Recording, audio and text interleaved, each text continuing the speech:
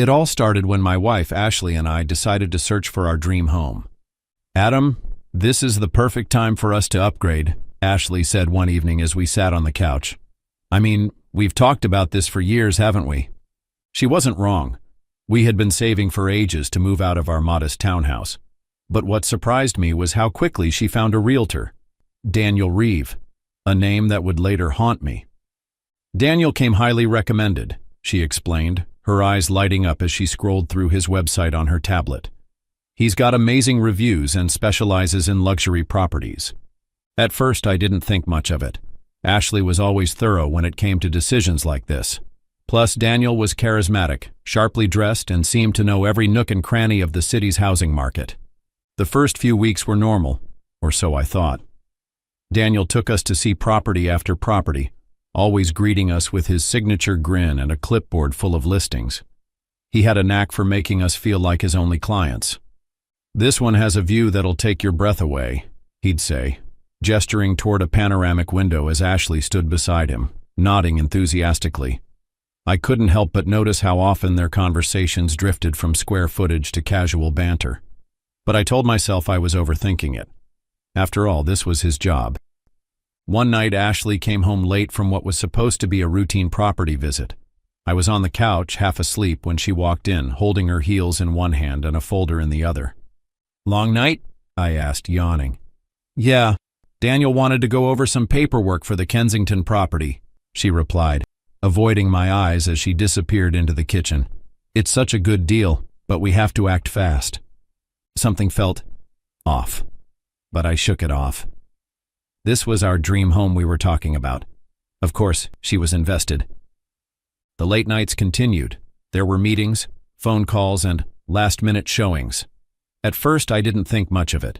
The housing market was competitive, and Ashley was always the type to give her all when she had a goal in mind. But then, other things started to stand out. Little things that, at the time, I brushed aside. She was on her phone constantly. Whether we were sitting on the couch, having dinner, or even lying in bed, her screen was always lighting up with notifications. And she wasn't just scrolling mindlessly. She'd be typing furiously, occasionally letting out a soft laugh or a smile at whatever was on her screen. "What's so funny?" I asked one evening, my curiosity getting the better of me. She looked up, startled, as if she'd forgotten I was even in the room. "Oh, nothing," she said quickly. "Just looking at more listings. Daniel sent me a few options earlier." I nodded, though something about her answer felt rehearsed. Daniel again. His name had been coming up more and more lately, but I convinced myself it was because of the house hunt. Still, her laughter over listings seemed oddly out of place. The turning point came one night when she got home late from another showing with Daniel. I was sitting on the couch, half watching TV, when she walked in, her bag hanging from her shoulder and a tired expression on her face. "You're up late," she said, offering me a faint smile as she kicked off her heels. "Couldn't sleep," I replied, glancing at her as she moved past me toward the kitchen. As she passed, a scent lingered in the air, subtle but unmistakable. It was a men's cologne, not mine. "New perfume?" I asked casually, testing the waters. She froze for the briefest moment before turning to me. "Huh? Oh no," she said with a quick laugh. "Must have been from one of the properties. You know how some of those places smell all fancy." I nodded, but a knot formed in my stomach. The explanation didn't sit right. The following days, I paid closer attention. I started noticing patterns, how her laughter at her phone became more frequent, how her meetings with Daniel always seemed to stretch later and later. Then came Saturday. I was reviewing some bills at the dining table while Ashley was upstairs, supposedly getting ready to visit a few properties on her own. Her phone buzzed on the kitchen counter, lighting up with a notification. Normally, I wouldn't have given it a second glance, but this time I couldn't help myself. The name on the screen made my stomach drop. Daniel Reeve. I hesitated, my hand hovering over the phone. I shouldn't look, I told myself. I should trust her. But something inside me screamed that I needed to see. Slowly, I picked up the phone and read the message. "Last night was incredible. Can't stop thinking about it. Can't wait for tonight." The words blurred as my mind raced. My hands began to shake and it felt like the air had been sucked out of the room. Last night? She'd told me she was out looking at properties. And what the hell was he thinking about that couldn't wait? I set the phone down on the counter, trying to process what I'd just seen. It felt like my whole world had been turned upside down. The late nights, the extra meetings, the way she laughed at her phone, all the pieces started clicking into place. She wasn't looking at listings. She wasn't just working late. Ashley, my wife, the woman I trusted with everything, was cheating on me. And Daniel Reeve, the charming, always-on realtor, was the one she was sneaking around with. I leaned against the counter, my heart pounding as I replayed the past few weeks in my head. The missed dinners, the way she avoided eye contact when I asked her about her late nights, and that cologne. God, how could I have been so blind? I stood there for what felt like hours, staring at the phone, the message burning in my mind. Finally, I heard her footsteps coming down the stairs. "Hey, Adam," she said brightly, oblivious to the storm brewing inside me. "I'm heading out now. Don't wait up for me, okay?" I forced a smile, masking the fury and heartbreak boiling just beneath the surface. "Sure, Ashley. If you find something good, let me know." As the door closed behind her, I clenched my fists. I wasn't sure what I was going to do yet, but one thing was certain. I wasn't letting this slide. Without thinking, I grabbed my keys and followed her. My heart was pounding in my chest and my mind was spinning with the horrifying reality of what I had just discovered. The last few months, everything seemed so off. Now the truth was finally crashing down on me. I had to see it for myself. I kept my distance, driving slowly to make sure she didn't spot me in the rearview mirror. Ashley turned onto a street lined with high-end homes, the kind we'd been looking at but could never quite afford. She pulled into the driveway of a house I didn't recognize, but it looked like one of those properties that was listed for sale. I parked a few houses down, my heart racing. I watched as she stepped out of the car, smoothing down her dress and checking her phone. Then, a few moments later, I saw him. Daniel Reeve. He appeared at the door of the house, flashing that same charming smile he'd always worn when we discussed potential homes. They exchanged a few words, then, to my horror, they kissed. The kiss was slow, deliberate, and completely devoid of any hint of hesitation. I felt my chest tighten, the world spinning around me. I pulled out my phone and snapped a few pictures, documenting the moment that confirmed everything I had feared. They didn't notice me. They were too caught up in their own world. They walked toward the front door of the house and I stayed hidden, crouched behind a car parked along the street. Once they disappeared inside, I didn't waste any time. I followed, moving carefully to avoid being seen. I knew they were busy with their own twisted version of reality, but I couldn't help but feel sick to my stomach, like I was betraying my own morals just by being here. I reached the side of the house and found a spot where I could see into the living room through the glass door. What I saw made me freeze in place. Ashley and Daniel were standing in the living room, their hands all over each other. He was already pulling off her blouse, his lips trailing down her neck as she pushed him back toward the couch. They didn't even seem to care that they were in full view of the street. I stood there, hidden in the shadows, my breath catching in my throat. The anger was burning inside me, but there was something else too, a deep sinking pain that spread through my chest. This was my wife, the woman I had loved and trusted, and here she was, letting another man touch her the way only I should have been able to. I quickly pulled out my phone again and started recording. I wasn't sure what I was going to do with the footage, but I had to capture this. They continued, oblivious to me. I focused the camera on them, my hands shaking as I documented their betrayal. Their clothes were scattered across the living room floor, and I could see them getting closer and closer to the final moment. I could barely keep my composure as I watched them, knowing full well that this was the end of everything I thought was real. The perfect house, the dream life. None of it had ever been real. I left quietly, making sure not to draw attention. The drive home was a blur. I had the proof now. I wasn't going to confront them just yet. I needed to think. Divorce seemed like the only option now, but I had to be smart about it. I'd go to a lawyer first thing in the morning to start the process, to protect myself, and ensure she wouldn't get a dime from the divorce. I'd make sure she paid for what she'd done, emotionally and financially. I also needed to wait for the right moment. I wasn't going to let Ashley or Daniel off easy. When the time came, I'd confront them both, and they would understand the consequences of their betrayal. When I finally arrived home, I acted like nothing had changed. I went through the motions, putting my keys on the counter, grabbing a drink from the fridge. I didn't want to show her any sign that I knew what had been happening behind my back. I needed time to think, to prepare. Ashley came home hours later, just as expected. She smiled and greeted me like she always did, as if nothing was wrong. "Hey babe, it's so late. How was your evening?" she asked casually, as if the affair wasn't the last thing on my mind. "Good," I replied, my voice steady, hiding the storm inside. "I just got a few things sorted out." I could tell she didn't sense anything was off. She was still acting as if everything was fine.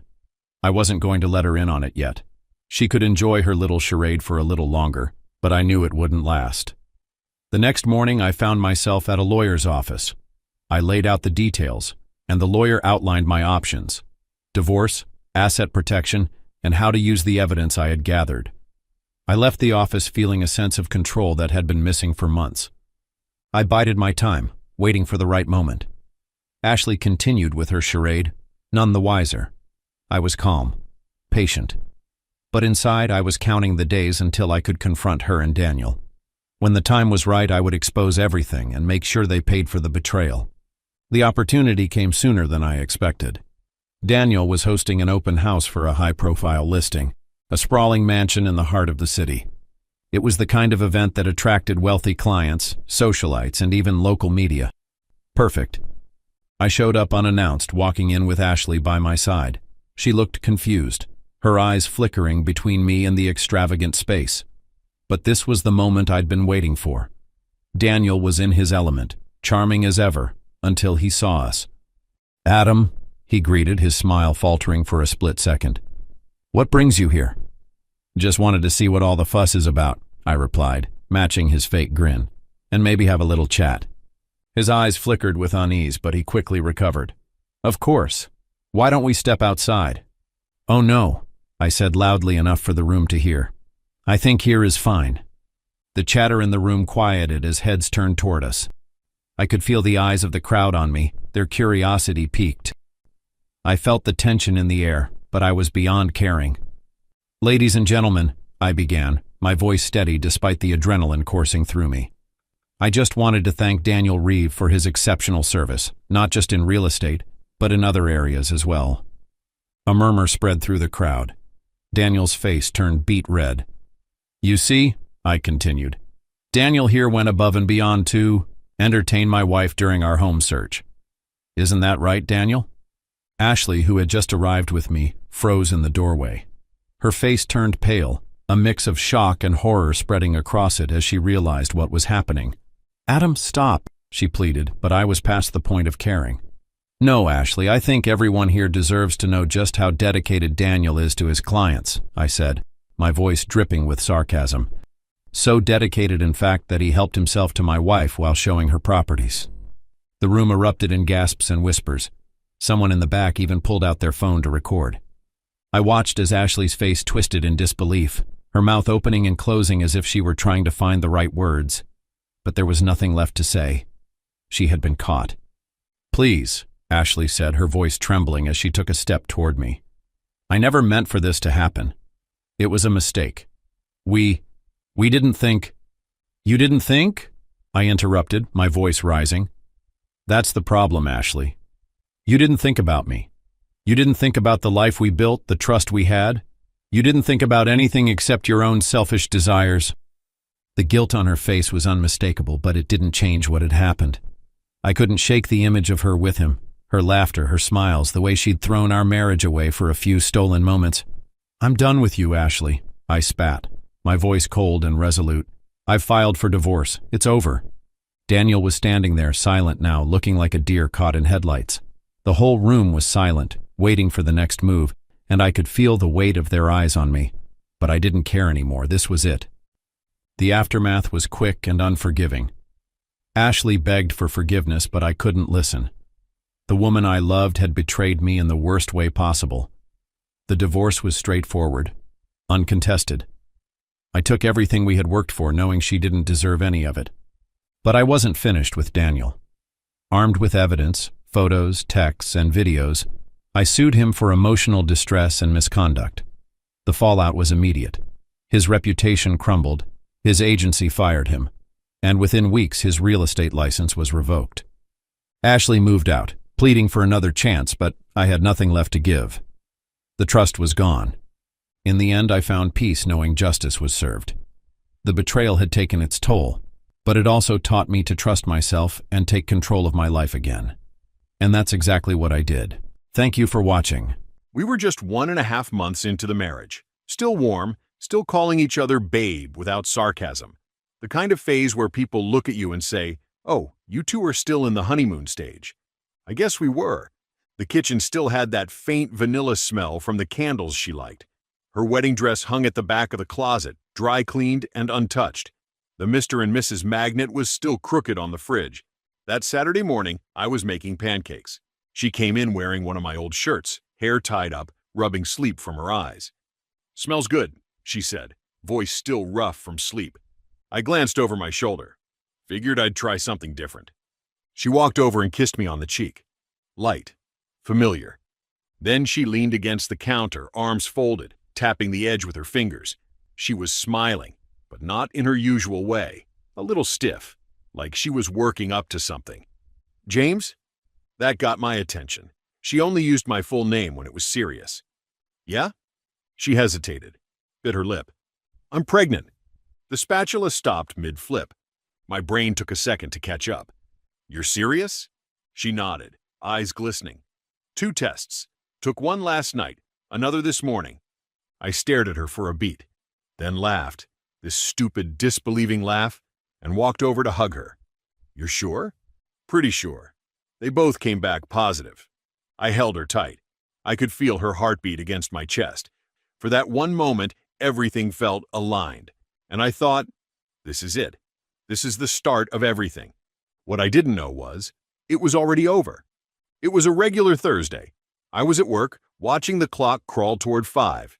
Emails, budget numbers, nothing exciting. Linda had texted me around noon, something about craving chocolate pudding and orange juice.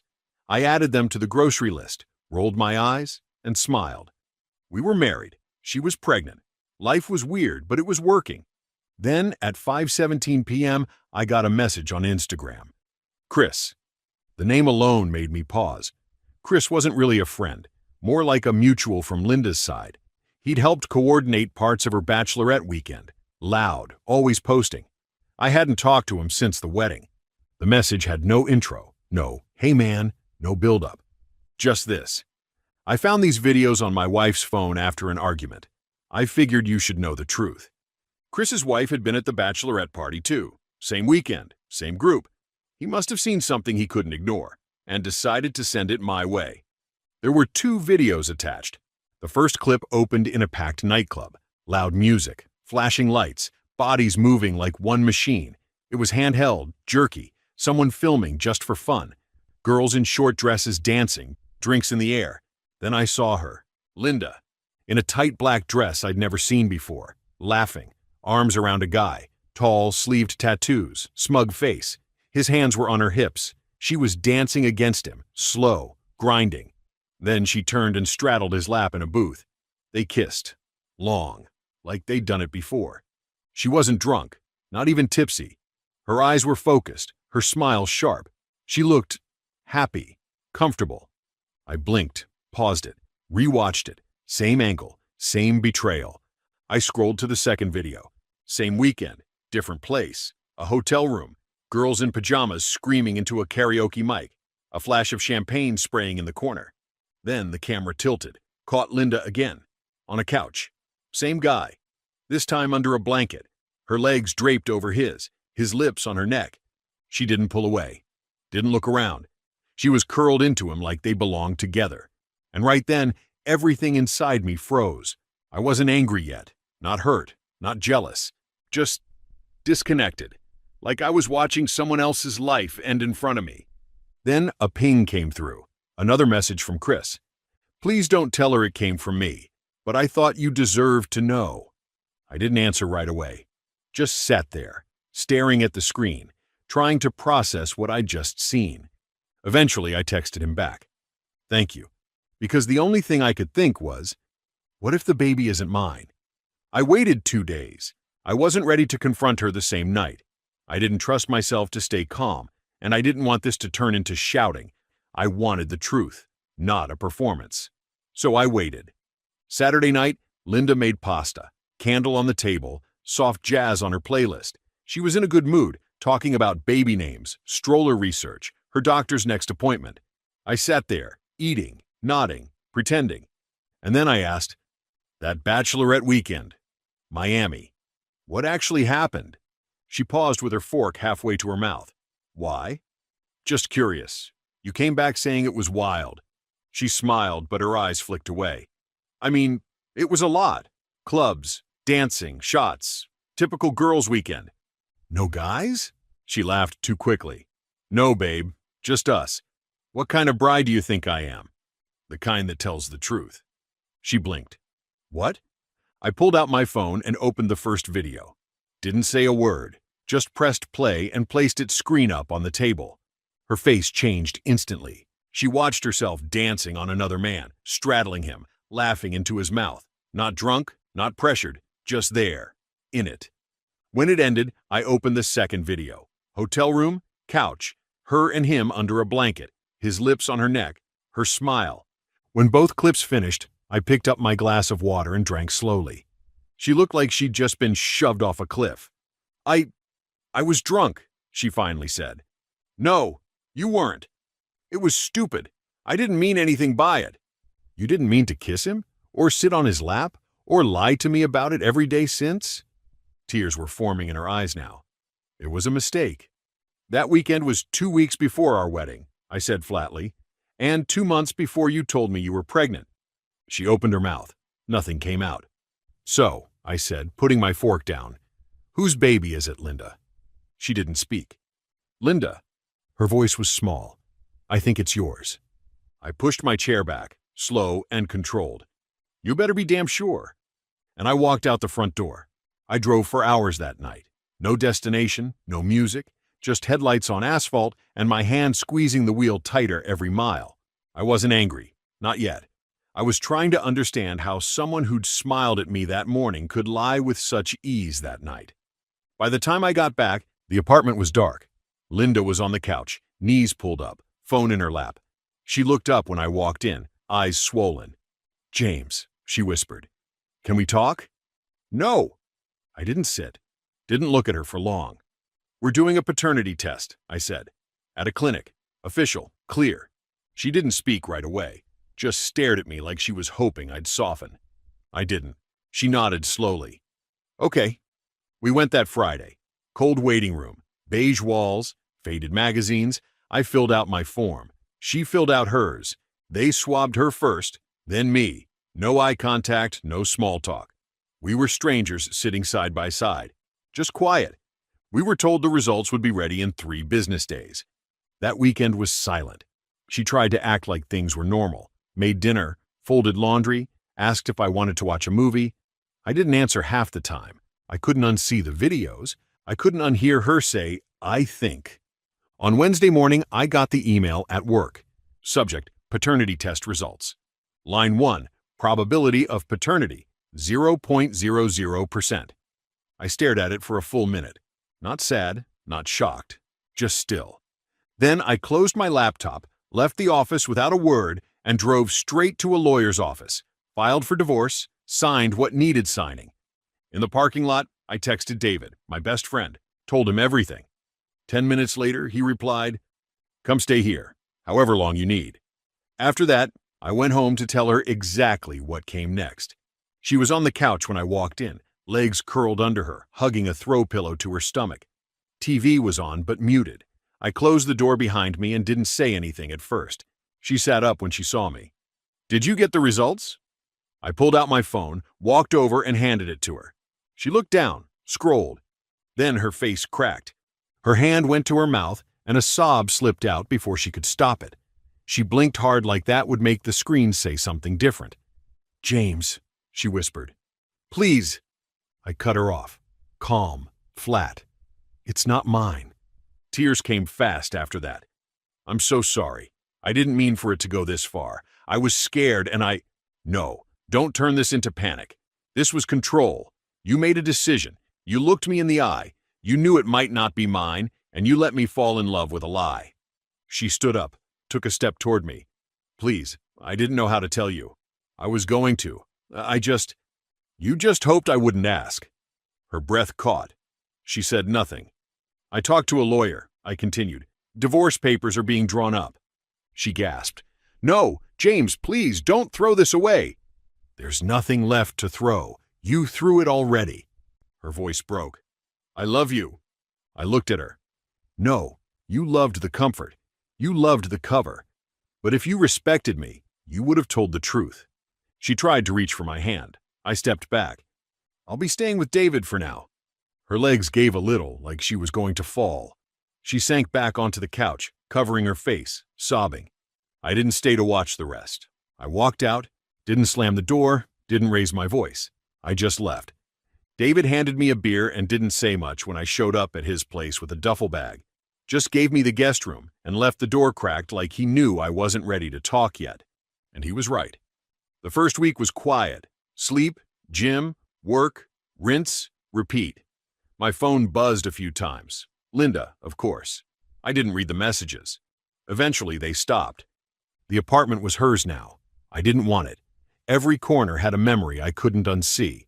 A few days later, I signed a lease on a new place. Nothing special, just clean, quiet, mine. People started asking questions. My brother, a few friends. I kept it clean and simple. We split. Wasn't working. The truth was heavier than most people knew how to carry. I kept to myself. Didn't talk much about it. Not because I couldn't, just because I didn't see the point. What was there to explain that wouldn't make it worse? 8 months passed. The divorce had gone through quietly. No court drama, no fighting. Just a few signatures, and that was it. A few weeks later, I saw her. I was leaving a coffee shop when I spotted her across the street. Linda, pushing a stroller, hair up, sunglasses on. She looked thinner, tired. Not broken, but quieter. She didn't see me. I watched her adjust the blanket on the baby. Her baby. The one that could have been mine. Should have been, if the world had been fair. I didn't feel hate, not even sadness, just distance. Like watching a movie I'd already seen and didn't need to rewatch. I started dating again eventually. Nothing serious. A few dinners, drinks, conversation that didn't involve betrayal. I was honest with every woman I met. I was married, I'd say. She cheated, got pregnant. The baby wasn't mine, so I left. Some handled it well. Some blinked like they weren't ready for that kind of history. Didn't matter. I wasn't rushing toward anything anymore. Trust, I learned, isn't about love. It's about truth. And I wasn't giving mine away cheaply. A year after I left, Linda emailed me. Subject, can we talk? There was no wall of text, just a short note. I don't want to fight or fix anything. I just need to say something in person. I stared at it for a while, thought about deleting it, thought about pretending I never saw it. Then I replied, tomorrow, 5 p.m., Riverview Park, bench near the old clock tower. No emojis, no sign-off. The next evening, I got there 10 minutes early. I sat and waited. At 5 o'clock exactly, she appeared. Same walk, same face, different energy. She looked nervous, thinner, worn in a way I recognized but didn't feel drawn to anymore. She sat at the far end of the bench, left space between us. Thanks for coming, she said. I gave a short nod. I'm not here to change anything, she added quickly. I know what I did. I know what I ruined. Silence. I needed to say this out loud, she continued, voice soft. I'm sorry. Not the panicked kind of sorry. The real kind. For lying. For pretending. For making you believe something that wasn't true. She glanced over, eyes glossy. I see your face in my son sometimes, and it kills me. Not because he looks like you, but because I imagine the father he could have had. I didn't say anything. Let the words hang there. You were good to me, she said. Better than I deserved. I don't expect forgiveness. I wanted you to know I've never stopped regretting what I did to you. I nodded slowly. I'm not angry anymore, I said. But that doesn't mean we can be friends. She didn't cry this time, just exhaled. I figured. I stood. I don't hate you, Linda, but I don't trust you, and I don't need either of those things to move on. She nodded. I understand. I turned and walked away. No drama, no second look, just the sound of the river behind me and the weight finally gone from my chest, and I didn't look back. Sometimes I wonder what would have happened if Chris hadn't sent those videos, if I'd gone on planning our future, painting a nursery, picking out names, building a life around someone else's lie. I would have loved that child like he was mine, and I would have never known the truth. That thought used to make me sick. Now it just reminds me why I walked away. Not because I stopped loving her, but because I refused to live in a lie. Thank you for watching. Lindsay and I had been together for 8 years, married for 5. In the beginning, we were happy. At least I thought we were. We traveled, laughed, and spent late nights talking about our future. But things started to shift over the last year. It wasn't sudden, but more like a slow, creeping decay that I didn't notice until it was already rotting beneath the surface. She started complaining more, not about me directly, but about life. She was bored. She wanted excitement. Our relationship had become too predictable. I didn't know what that meant. Was stability now a bad thing? We had a good life, a damn good life. I worked hard in sales, making sure we had a beautiful home, no financial stress, and the freedom to do whatever we wanted. But it seemed like that wasn't enough for her. And then there was Ashley. I never liked Ashley. She was trouble from the start, the kind of woman who thrived on chaos. I met her a few years ago, and something about her just felt off. She had this energy, like she fed off drama, and she always had a new scandalous story to tell.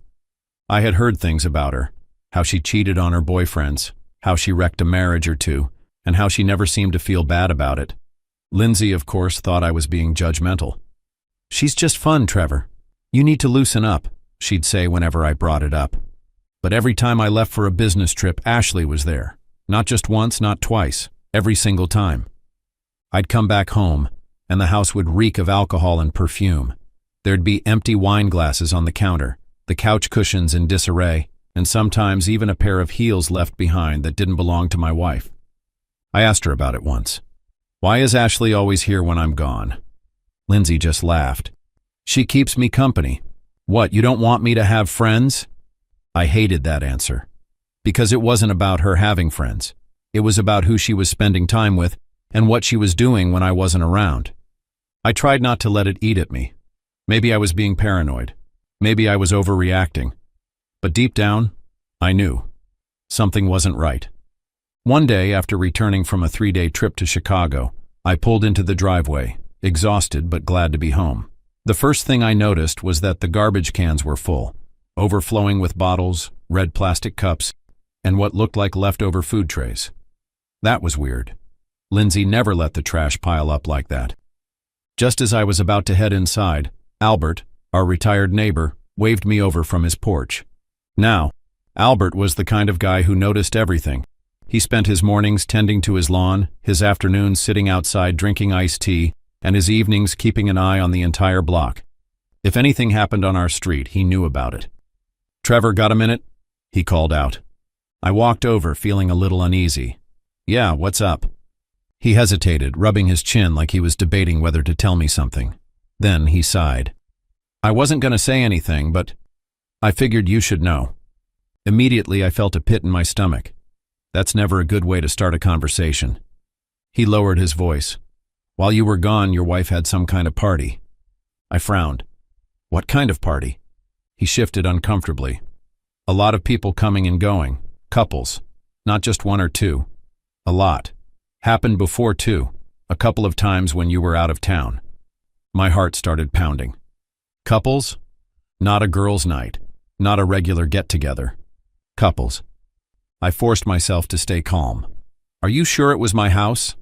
He nodded. "Yeah, I saw them. Different men, different women. Some of them looked familiar, some didn't. But it was definitely your house." I frowned. None of this made sense. A couple of friends over? Sure. But why would couples be coming and going late at night? Something wasn't right. I thanked him and walked back to my house, my mind racing. As soon as I stepped inside, the house smelled off. It wasn't just the usual scent of Lindsay's perfume or the vanilla candles she loved. It was stale alcohol, sweat, something almost musky, like a bar after a long night. The living room was a little too clean, like someone had wiped down all the surfaces a little too well. I found Lindsay in the kitchen, sipping a glass of wine like she didn't have a care in the world. She looked up and smiled. "Hey, you're back. How was the trip?" I studied her. She looked normal. Too normal. I played it cool. "It was fine. Long flights, boring meetings. What about you? What did you do while I was gone?" She shrugged. "Nothing much. Just hung out with Ashley, went to dinner, watched some TV. That was it. No mention of a party. No mention of people coming over. Nothing." My pulse quickened. If it was just a normal gathering, why not mention it? She was lying, and I had to find out why. That night, when Lindsay fell asleep, I waited. I needed answers. I knew she always put her phone under her pillow when she slept, but she wasn't a deep sleeper. I had to be careful. I lay there for over an hour, listening to her breathing slow and steady. When I was sure she was out, I carefully reached under the pillow and slid her phone out. I held my breath as I unlocked it with her thumb. This was it. But when I opened her messages, nothing. No suspicious texts, no calls, no weird messages. Everything was clean. Too clean. I checked her photos. Nothing. Social media. Nothing. Even her deleted messages folder was empty. Either she was incredibly careful, or she was deleting everything. She knew to cover her tracks. I put the phone back before she woke up and stared at the ceiling for the rest of the night. I had a sinking feeling in my gut, but no proof. Yet. The next day, Lindsay went out, probably to brunch with Ashley, maybe to plan her next boredom cure. As soon as she left, I got to work. I bought small, high-definition hidden cameras and installed them in the living room, the kitchen, and, most importantly, our bedroom. I made sure they were placed where she wouldn't notice. One inside a bookshelf, one near the TV, one in the corner of the bedroom behind a decorative plant. If something was happening, I was going to see it. Then I waited. A week later, I had another business trip. I packed my bags like usual and headed for the door, dressed in my typical travel attire, suit, laptop bag, the whole routine. "I'll be gone for 3 days," I told her as I grabbed my car keys. She barely reacted. No disappointment, no concern. I gave her one last look before heading out the door. She was on the couch, scrolling through her phone, barely paying attention to me. I drove to the airport, parked in the long-term lot, and sat there for a few minutes. Then I boarded my flight and went to Dallas for the conference. Even though I was in a different city, my mind wasn't on work. It was back home, back in my living room, my kitchen, my bedroom. Each night after finishing work, I locked myself in my hotel room, pulled out my laptop, and checked the footage. The first night, nothing. Lindsay went about her routine like normal. She watched TV, scrolled through her phone, had a glass of wine. No visitors, no Ashley, no signs of anything unusual. I started to wonder if I was overthinking everything. Maybe Albert had been mistaken. Maybe I had let my suspicions get the best of me. Then came the second night. That's when everything changed. At first it looked innocent. Too innocent. Lindsay and Ashley were in the living room, setting things up. Candles on the tables, dim lights, music playing softly in the background. Then I saw the bottles of alcohol being lined up on the counter. Top-shelf whiskey, vodka, wine. Way too much for just 2 people. Then came the guests. Not just a few friends, couples. Some of them I recognized. Neighbors from a few streets down, people I had seen before in passing. Others were complete strangers. I leaned forward, staring at the screen, my heartbeat hammering in my chest.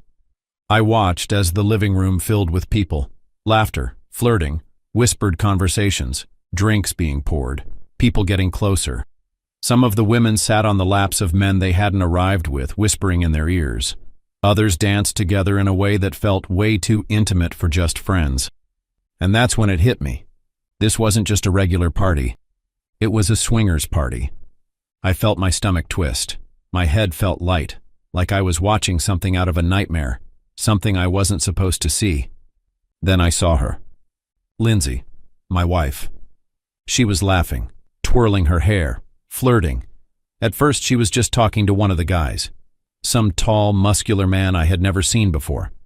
Then, before I could even process what was happening, she kissed him. Then she kissed another man. My hands clenched into fists. What the hell was I watching? Then I saw Ashley lean in, whisper something in her ear, and they both laughed. A moment later, Lindsay took the tall guy's hand and led him upstairs. I gripped the laptop so hard I thought I'd break it. Upstairs. Our bedroom. Our bed. I felt sick. I could have closed the laptop, could have stopped watching, but I couldn't. I needed to see just how deep this betrayal went. I fast-forwarded the footage, my hands shaking. More couples slipped away into different rooms. Some stayed in the living room, getting way too close on the couch. Others disappeared down the hallway. And Lindsay? She was in the center of it all, laughing, drinking, betraying me. I clenched my fists, my jaw tightening so hard it hurt. But I didn't react. Not yet. I waited a few days, acting like nothing had changed, acting like I wasn't sitting on the biggest betrayal of my life. But inside I was boiling. Then, I planned my revenge. I told Lindsay I had another business trip coming up. 3 days in New York, I said casually while sipping my morning coffee. She barely looked up from her phone. Okay, when do you leave? I forced a smile. Tomorrow morning. No hesitation, no sadness, no, I'll miss you. Just a quick nod before she went back to scrolling. That told me everything I needed to know. She was already planning another party. This time, I didn't leave. I checked into a hotel across town and waited. That night, I opened my laptop and logged into the hidden cameras. Sure enough, they came. One by one, couples started arriving just like before. They came in smiling, laughing, carrying bottles of expensive liquor.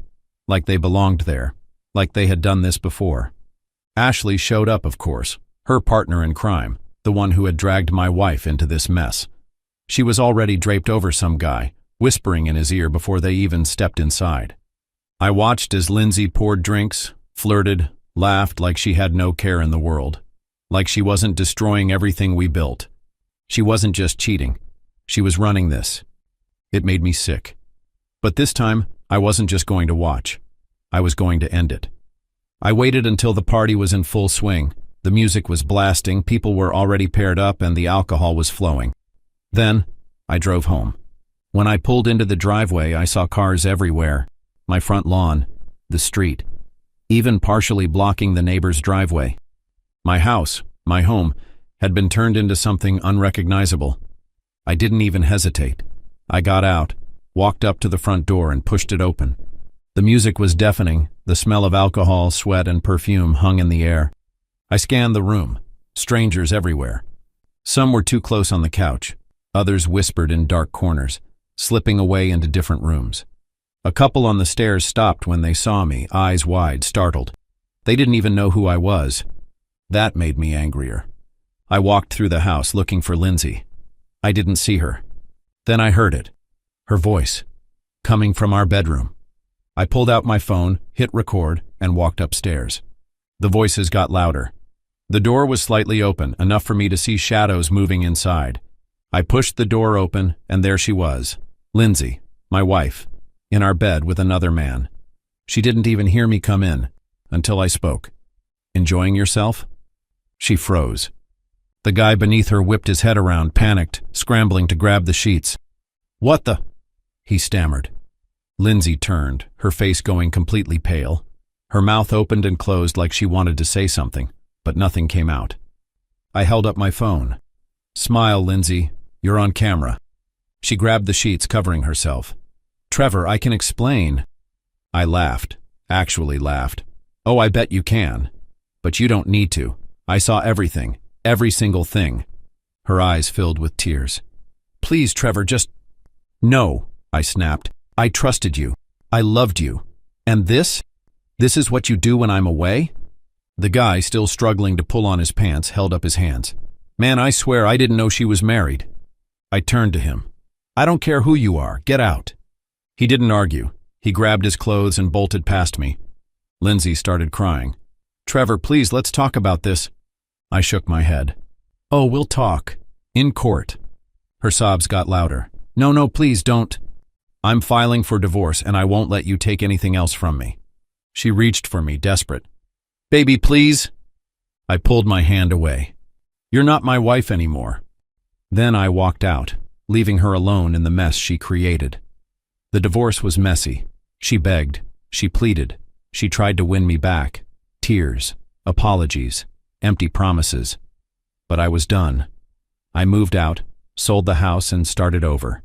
She didn't get a single thing from the divorce. No house, no money, nothing. Before I walked away for good, I made sure the truth was known. I sent the videos to her parents. They needed to see who their daughter really was. Last I heard, she's still with Ashley, still partying, still losing everything. As for me, I'm free, and I've never been happier. Thank you for watching. I didn't think much of it at first.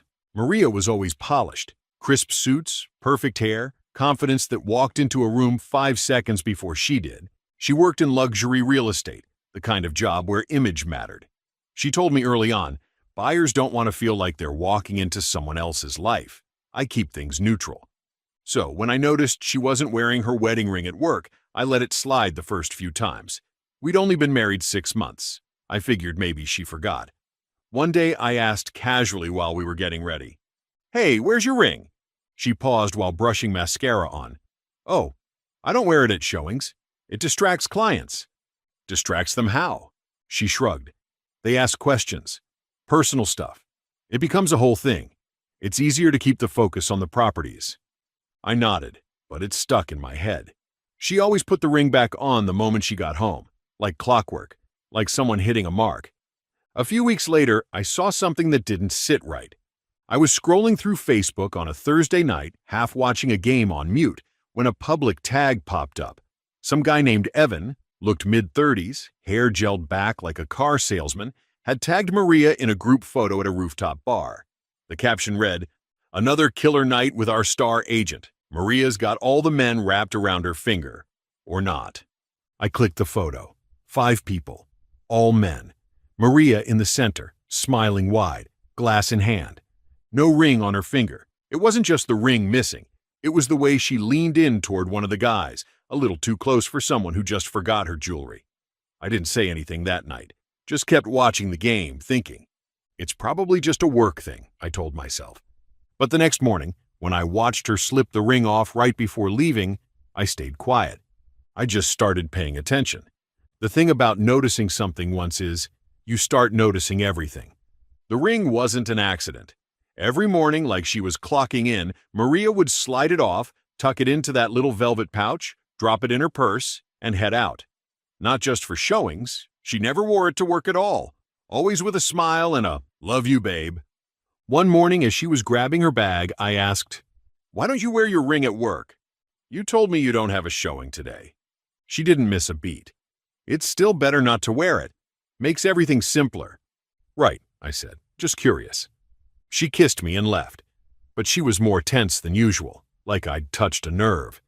That weekend, we were out at a barbecue hosted by one of my college friends, and Maria was doing what she does, working the crowd, talking to strangers like she'd known them for years. Everyone loved her. But I kept watching her, watching how she deflected questions about marriage, how she laughed and said, "Oh, Gary's the romantic. I'm just along for the ride." Later, I reached out to someone who used to work with her, Tanya. We'd met a few times at networking events. She'd moved to another company last month. "Hey, random question," I messaged her. "Did Maria wear her ring back when you two worked together?" Tanya replied almost instantly. Honestly, I don't think so. Didn't know she was married until I saw it on your Insta." Then another message. "Why?" I told her I was just curious. Tanya didn't push, but she left me with this. "Maria's intense about her image. She always knew how to read a room and how to play to it." That line stuck with me. Back home that evening, Maria was making dinner. I leaned against the counter and watched her stir the pot. "Are you the only one at your office who doesn't wear a ring?" She didn't look up. "What is this, a quiz?" "Just wondering." She set the spoon down. "Gary, what's going on?" I held her gaze. "Just want to know where we stand. That's all." She sighed, rubbed her temples. "If you don't trust me, just say it." I didn't say it. I didn't need to. A month before our wedding, I'd set up calendar sync between our phones just to keep the planning clean.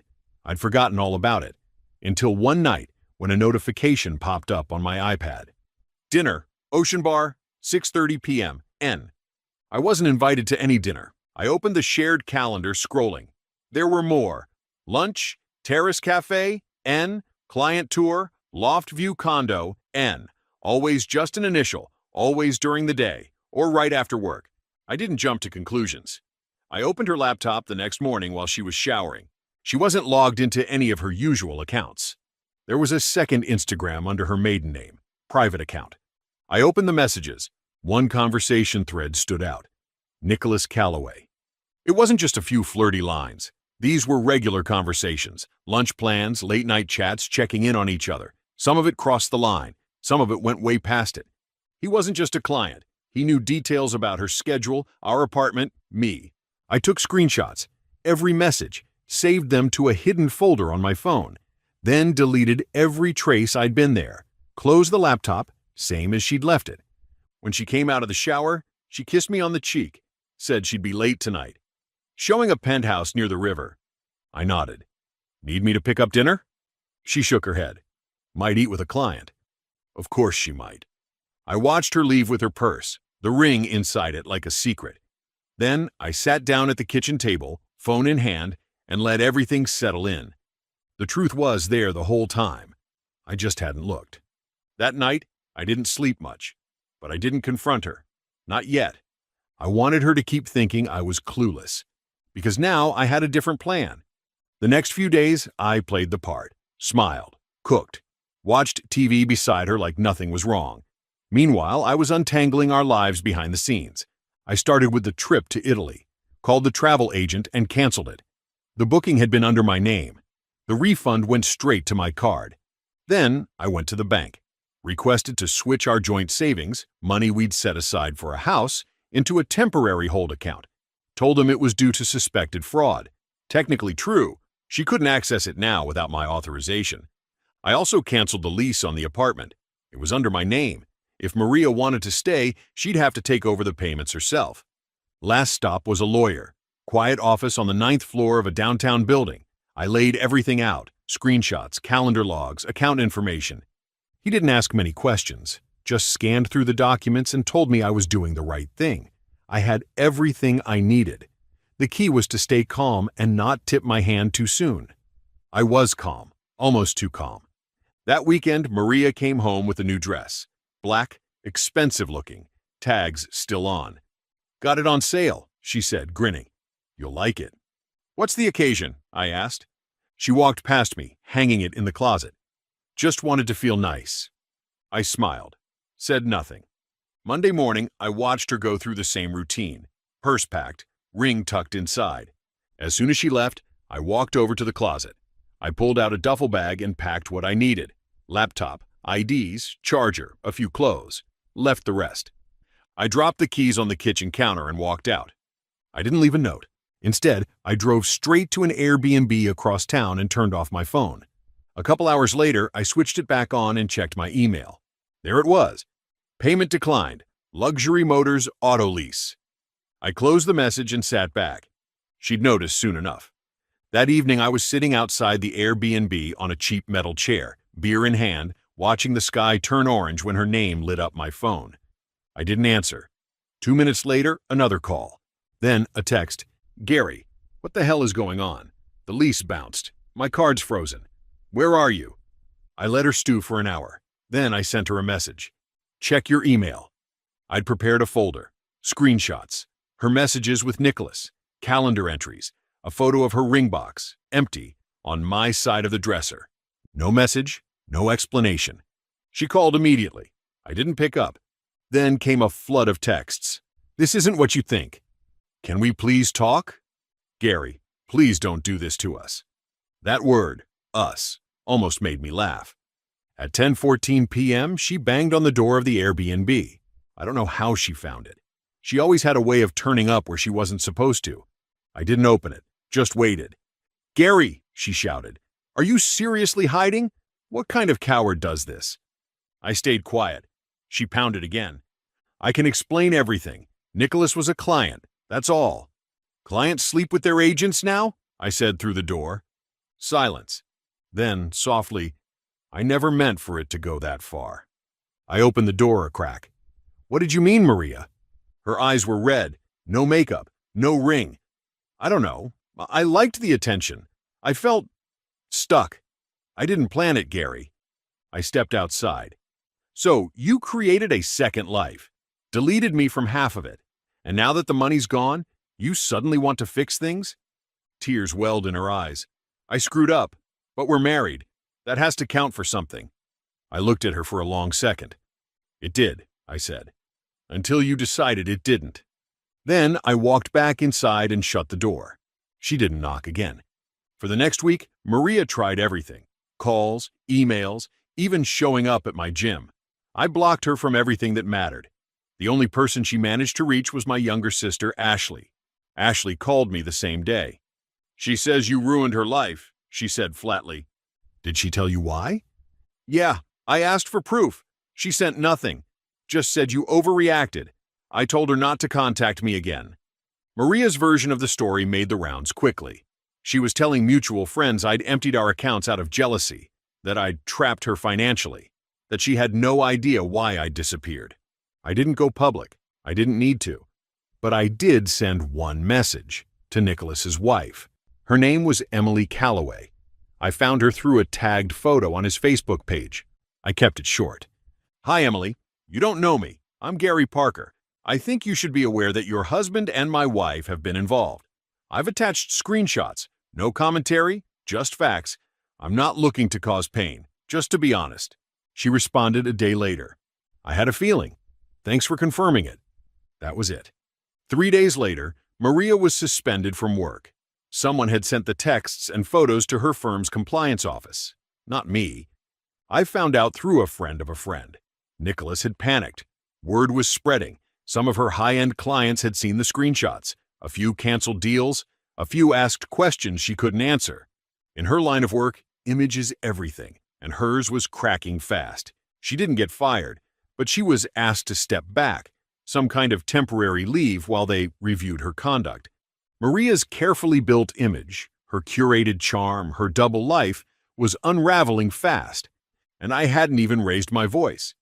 2 weeks after I left, I was settling into my new routine. New apartment, smaller, enough. I bought a used desk, set it by the window, picked up some freelance work. I didn't need much, just space. Then she showed up at my gym again. I just finished training, toweling off, heading for the door when I saw her, standing by the entrance, hoodie and sunglasses like someone on the run. I walked right past her. Gary, she said, grabbing my arm. Please. We stood by the wall, near the vending machines. You shouldn't be here, I said. I didn't know where else to find you. I tried everything. You found me because you needed something. Again. Her voice dropped. I'm sorry. I know that doesn't fix anything. I messed up. I betrayed you. But I miss us. I miss what we had. What we had, I said, was real. Until it wasn't. She looked up at me, eyes glassy but clear. I didn't know how empty I felt until you walked away. I nodded. I did. Can't we start over, even as friends? She asked. I let the silence stretch. Then, Maria, I spent a long time blaming myself, thinking maybe I didn't see you clearly. But I did. I just didn't want to admit what I saw. Her lip trembled. So, that's it? You just cut me out like I meant nothing? I stepped back. No, you meant everything. That's why I walked. She stood frozen, hands in her pockets. No more defenses left. I hope you get help, I said. I really do. Then I walked out. Didn't look back. 3 months later, the divorce was finalized. I don't think about Maria much anymore. Not in a bitter way. Just not at all. I haven't heard from her since that last meeting at the gym. But word trickled in. She moved in with her sister. Her company let her go quietly. As for Nicholas, he backed out of several deals and left town. His wife filed for separation a few days after I sent that message. I didn't need revenge. The truth did the work. Maria's father called me once, told me he was sorry, said she was starting therapy, finally. I wished her well. That's all I had left to offer. I've started seeing someone new, Slowly. No pressure, no heavy conversations. Just walks, coffee, quiet company. It feels different. Not like fixing something broken, like building from scratch. And I trust myself more now. That's the biggest difference. I don't second-guess my instincts. I listen when something feels off. I don't give away my certainty in exchange for comfort. Maria taught me that. Not with words, but with silence, with omission, with every half-truth she handed out like change at a register. The truth doesn't shout. It reveals. And in the end, what saved me wasn't rage. It was clarity. Walking away wasn't revenge. It was necessary. And I'm still here. Thank you for watching. I'm Danny. I'm 35 years old, and up until a year ago, I thought I had it all figured out. Martha and I had been together since college. One of those couples everyone looked at and said, "Wow, they're solid." We had our routine, our little traditions. Sunday brunch at our favorite cafe, family movie nights with our son Leo, and weekend getaways to her parents' lake house. I had a stable job as an insurance analyst. Not glamorous, but it paid the bills. And Martha worked part-time at a boutique without stress.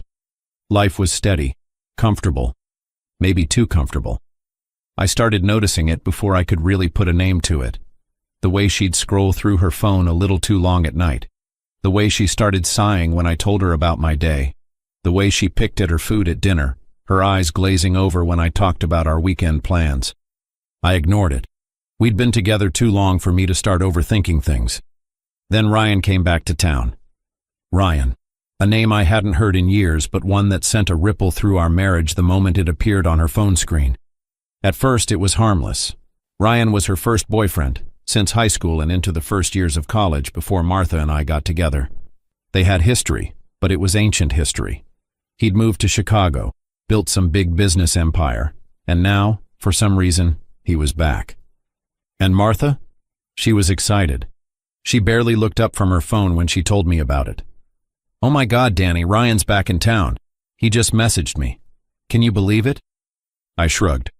"Yeah? That's cool, I guess." She grinned, biting her lip. "I mean, it's been years. He was such a huge part of my life back then. He's doing amazing now. Started his own company, travels all the time, just got featured in some magazine. Crazy, right?" I nodded, but something in my stomach tightened. That was the first time I felt it. That shift. That thing that happens when someone starts looking at their past and wondering if maybe they should have taken a different road. At first, it was small things. Ryan's name started popping up more than I was comfortable with. It was subtle, almost like background noise, easy to ignore if I wasn't paying attention. But then, it became impossible to miss. "Ryan just opened another business. Can you believe it?" she said one evening, scrolling through her phone at the dinner table. "Huh. That's cool," I mumbled, taking a bite of my food. "No, like it's really cool, Danny. He started from nothing and now he's running 3 companies. He's all over the news. God, I always knew he'd do something big." Something about the way she said it didn't sit right, like admiration wrapped in something heavier. I let it slide, but soon, his name was everywhere. "You know, Ryan always said I had the best taste in clothes," she mentioned casually while picking out an outfit for dinner. "Ryan's hosting this fundraiser downtown next week. Oh, you probably wouldn't like it though." One night as I walked into the living room, I caught her laughing at her phone. Her fingers moved quickly over the screen, typing out something with this little smile playing on her lips. "What's funny?" I asked, leaning in. She clicked off the screen so fast you'd think it burned her. "Nothing. Just a meme." A meme, right. But I didn't press it. Maybe I should have. Then the coincidences started. Ryan just happened to stop by the boutique where she worked. They bumped into each other at the grocery store. She'd casually mentioned grabbing coffee with him, brushing it off like it was nothing. "Just catching up," she'd say with a shrug. But she never looked at me when she said it. And that's when I started noticing the little shifts in her habits. The way she'd turn her phone screen slightly away when I walked by. The way her texts with him were always short when I was around, but I'd see her typing for long stretches when she thought I wasn't looking. One time, as we were lying in bed, she turned over and I caught a glimpse of her screen reflecting in the dark. A long conversation with his name at the top. She quickly exited out of the chat before I could read anything. "Who are you texting?" I asked, my voice careful. No one, just Sarah. Lying. But I didn't call her out on it. Not yet. I convinced myself it was nothing. Maybe I was overthinking. Maybe I was seeing things that weren't really there. She wouldn't cross that line. She wouldn't hurt me. Ryan was just a ghost from her past. Eventually, he'd fade away. I was wrong. One evening, as I sat on the couch flipping through channels, Martha walked in, casually mentioning something that made my stomach tighten. Ryan invited us to a dinner party. I looked up. Us? Yeah, she said, fixing her earrings in the hallway mirror. He actually thinks you two would get along. He said he respects you for being such a steady guy. Something about the way she said it, steady guy, felt off, like she was already putting us into different categories. Ryan, the successful entrepreneur, the man who travels the world, and me, the steady guy. I don't know, Martha. I mean, do you really think this is a good idea? She turned, exhaling sharply. Oh my God, are we really doing this? Danny, Ryan's just being friendly. I swear you're acting so weird about this. Weird. Like it was my fault for feeling something shift between us. I dropped it. What else could I do? But that was the night I really started paying attention. It wasn't just the dinner invite. It was everything that came before it, and everything that came after. The comparison started slow. Little remarks. Ryan's got this insane work ethic, it's inspiring. Ryan's been to like 10 countries this year. Imagine having that kind of freedom. You know, Ryan actually listens when people talk, like he really pays attention. Each comment was a small cut. One alone wouldn't hurt, but over time they started piling up. Then it got less subtle. I just wish you were more, I don't know, ambitious. She said it one night while we were getting ready for bed. I was brushing my teeth and she was standing by the dresser, scrolling through her phone. I paused mid-brush, met her eyes in the mirror. Ambitious? I repeated, trying to keep my voice neutral. She shrugged. I mean, don't you ever want more? More than just this? She gestured vaguely around our bedroom, our house, our life. I work hard, Martha. I know, she said quickly. I just mean, sometimes it feels like you're content to just stay in the same place forever. I rinsed my mouth and turned to face her. And that's a bad thing? She hesitated, then forced a smile. No, of course not. Forget I said anything. But I couldn't, because I knew what she meant. Ryan was ambitious. Ryan was exciting. Ryan was always moving forward. And me? I was just standing still. It didn't stop there. I started noticing the way she acted around him. She dressed a little nicer when she knew she'd see him. Tight-fitting dresses, heels she hadn't worn in years, a little more perfume. Her laugh changed too, became lighter, more playful. And the worst part? He noticed. I'd catch Ryan looking at her a second too long, his smile lingering just enough to make my fists clench under the table. And she soaked it in. Meanwhile, I started disappearing. At home, she was distant, distracted. She'd be on her phone late into the night, the screen glow lighting up her face while I lay next to her, pretending to be asleep. At work, I'd catch myself zoning out, replaying conversations in my head, wondering if I was losing my mind or if I was actually losing my wife. Deep down, I already knew the answer. This wasn't just nostalgia. This was something else. And it was only getting worse. One night, I couldn't hold it in anymore. She came home from a quick drink with a friend, but I knew better. The way she checked her phone, the glow on her face. It wasn't just a friend. Martha, I don't want you seeing Ryan again. My voice was too calm. She scoffed. Excuse me? You heard me. I don't trust him. And I don't trust whatever this is turning into. She rolled her eyes. Oh my God, Danny, are we really doing this? Ryan is my friend. That's it. I stepped closer. You sure? Because it doesn't seem like he just wants to be friends, and you're not exactly shutting him down. She let out a sharp laugh. You're so insecure. Do you even hear yourself? You hide your phone. You dress up for him. You talk about him more than me. My patience was razor thin. Tell me, Martha, who's really the problem here? She crossed her arms. If you can't handle my friendship with Ryan, maybe you're the problem. That one stung. I searched for the woman I married. She wasn't there. I didn't argue. Didn't fight. I just walked past her and went to bed. I didn't reach for her that night. Or the next. For 2 days we barely spoke. Then Martha told me Ryan was hosting another dinner party, and that she was going, whether I liked it or not. I almost stayed home, but something told me that if I let her go alone, I'd regret it. So I went. The second we walked in, I knew I didn't belong. The room was filled with the kind of people who reeked of money, expensive watches, tailored suits, and smiles that didn't quite reach their eyes. Martha, on the other hand, fit right in. She was glowing, dressed in a sleek black dress I hadn't seen before, heels that made her legs look longer. She looked different. Ryan spotted us and grinned. "Danny," he called, but his eyes were already on Martha. He strode past me like I wasn't even there and pulled her into a hug. A long hug.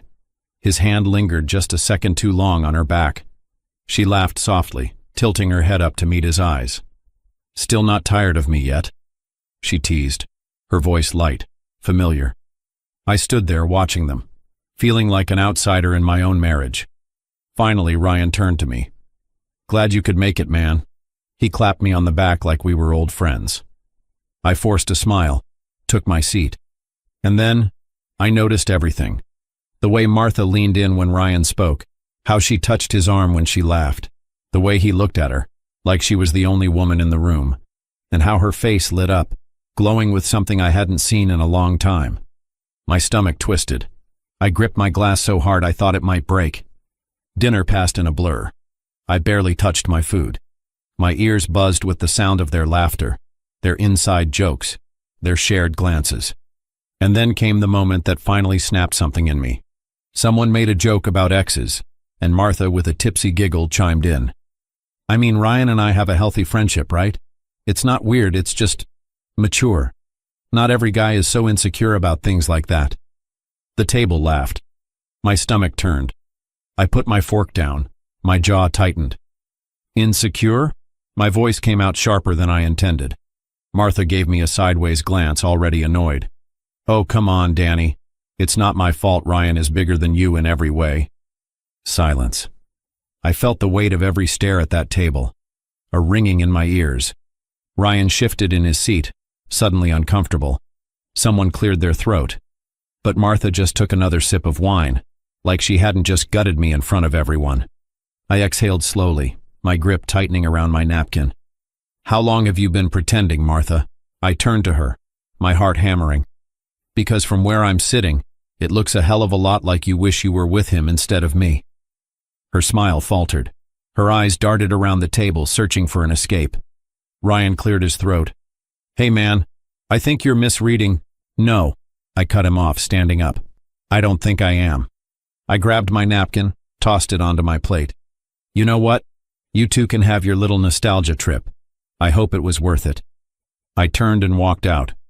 I didn't wait for her. I didn't even look back. That was the last time Martha and I lived under the same roof as husband and wife. She came home late, expecting a fight, maybe even wanting one. But I didn't give her the satisfaction. I just packed a bag. "Danny, can we just talk about this?" she asked, arms crossed as she leaned against the bedroom doorframe. "Talk about what, Martha?" I zipped up my duffel bag, barely looking at her. "How you spent the entire night making me feel like a third wheel in my own marriage. How you humiliated me in front of Ryan and all his rich friends." She groaned, rubbing her temples. "You're making this a bigger deal than it is. It was just a joke." I turned to her, finally meeting her eyes. "Was it?" She hesitated, and that was enough. I slung the bag over my shoulder and walked past her. "You made your choice, Martha, and now I'm making mine." I left, and this time I really didn't look back. The divorce was ugly. Martha played the victim, spinning it like I was the one who gave up on our marriage. She cried in court, talked about how much she loved Leo, how she just wanted things to be civil. But the truth was written all over our town. People had seen the way she acted with Ryan. They'd heard the whispers at that dinner party, watched the way she looked at him, talked about him, compared me to him. But courts don't care about emotional cheating. They care about stability. And as much as it shattered me, she won custody. I walked out of that courtroom with a signed divorce, a handful of visitation rights, and an emptiness I hadn't prepared for. Martha, on the other hand, walked out victorious, but she didn't look happy. Maybe she thought Ryan would be waiting for her. He wasn't. Ryan moved on fast. Some new woman. Probably another project for him to chase before he got bored and found someone else. Meanwhile, I got a small apartment across town. Nothing fancy. Just enough space for Leo to stay on weekends. I spent a lot of nights staring at the ceiling, wondering how the hell I let everything slip away. I wondered if she felt the same. She reached out a few times. "Danny, I think we should talk." But I never responded. Because here's the thing. I was never the problem. She was just too busy looking back to see what was right in front of her. Thank you for watching. It was a Wednesday evening. We were sitting on the couch winding down after dinner. I was scrolling through my phone, and Megan, my wife of 7 years, was reading a book. It was one of those quiet, peaceful nights. Nothing unusual. Then, without any warning, she put the book down, turned to me and said, "Frank, we need to talk." The way she said it made my stomach tighten. You know when someone's voice carries that weight, like they've been holding something back? That's what I felt in the pit of my stomach. "What's up, babe?" I asked, trying to sound casual, but I was already on edge. She took a deep breath and looked at me for a long moment, as if searching for the right words. Finally, she spoke, her voice quieter than usual. "I've been thinking about something for a while now, and I think I need to be honest with you." "Of course, you know you can always talk to me about anything," I said, trying to reassure her. But I had no idea where this was going. She hesitated, then went for it. I think we should consider opening up our marriage." I blinked. Once. Twice. My brain didn't quite catch up with what she said. "Wait, what?" I asked, feeling my heart skip a beat. "An open marriage, Frank," she said, her voice soft but firm. "I want us to explore other people, to see what it's like to experience life, intimacy, and relationships outside of just us." My mind was reeling. "Megan, What do you mean? Like, you want to sleep with other people?" I couldn't believe what I was hearing. The words didn't even seem to make sense. She nodded, her eyes downcast. "I've been thinking about it for a while. I love you, Frank, but I feel like I need something more. We've been in this bubble for so long, and I just feel like I'm missing out on something. I want to see if there's more to life than what we have here." I sat there in stunned silence, trying to digest it. My mind was a whirlwind of confusion, anger, and disbelief. Megan, my wife, wanted to open our marriage. She wanted to sleep with other people, and she wanted me to be okay with it. "How long have you been thinking about this?" I asked, my voice quieter than I intended. She looked up at me, eyes wide, full of vulnerability. "A few months, but I didn't want to bring it up until I was sure." "A few months?" I repeated, still in shock. "And you've been keeping this from me?" I didn't know how else to say it. I need this. I felt like the ground had been pulled out from beneath me. This wasn't a conversation I was ready for, not by a long shot. "Are you serious about this?" I asked, my voice shaking now. She nodded slowly.